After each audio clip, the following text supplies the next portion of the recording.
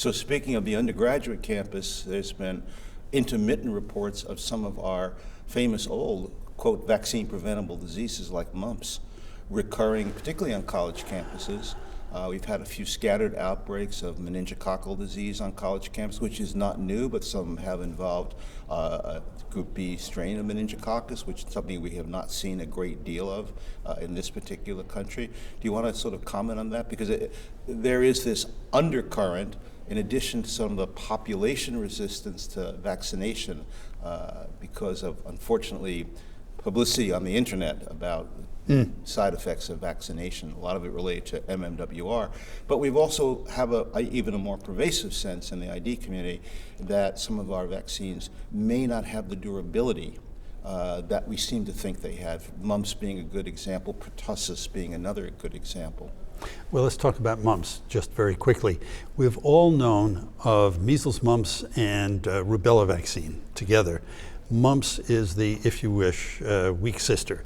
It's the one that even after 2 doses does not provide quite the sustained immunity that you get with measles and rubella. And what's happened is it's good enough to eliminate mumps endemic transmission in the United States, but if someone who's incubating mumps comes into the United States, for example, from the UK, and then it can spread in circumstances where there's very close sustained contact. Such as dormitory. Exactly. Yeah. Exactly.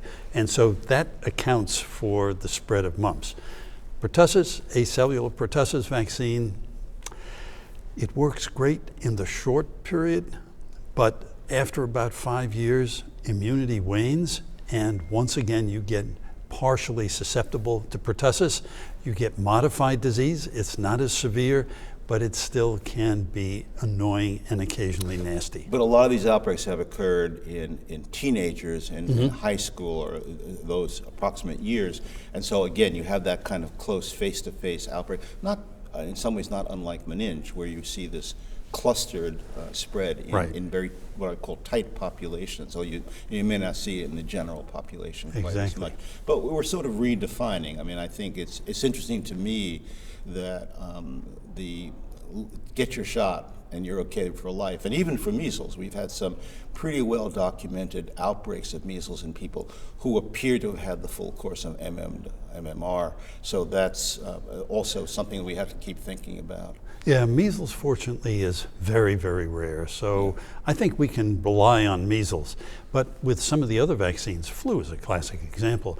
They're good vaccines, but they're not perfect vaccines. But I'm a great proponent of the comment by the French philosopher Voltaire, waiting for perfection is the great enemy of the current good.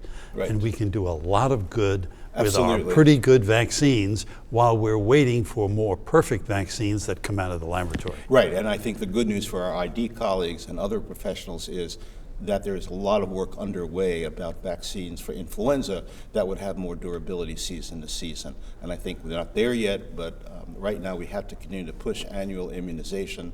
But there's continued good news about improved vaccines. And your work, in particular with the National Foundation for Infectious Disease, I think continues to remind us of the important role. Our pediatric colleagues know all about this. Our adult colleagues tend to be a little bit weaker on this, perhaps.